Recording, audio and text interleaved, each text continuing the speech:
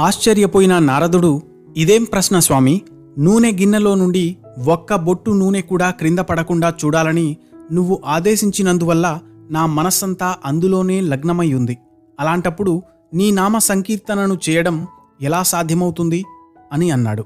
పెద్దగా నవ్వాడు శ్రీమన్నారాయణుడు. నాయనా, కేవలం నూనె గిన్నెతోటి ఈ చిన్న పనిలోనే నిమగ్నమైన నీకు ఒక్కసారైనా నా నామస్మరణ చేయడానికి తీరిక దొరకలేదే. ఇక ఆ గోవిందుణ్ణి చూడు. అంత పెద్ద సంసారాన్ని అతడు పోషించాలి.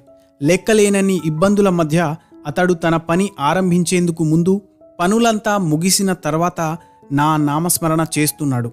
అంటే ఇన్ని కర్తవ్యాలకు మధ్యన ఉంటూ కూడా నన్ను స్మరిస్తున్నాడు కదా అన్నాడు. ఈ మాటలు విన్న నారదునికి నాకంటే గొప్ప భక్తుడు లేడన్న అహంకారం ఒక్కసారిగా పటాపంచలైపోయింది. మనం ఎన్నిసార్లు నామ సంకీర్తనం చేశామనే మాట కంటే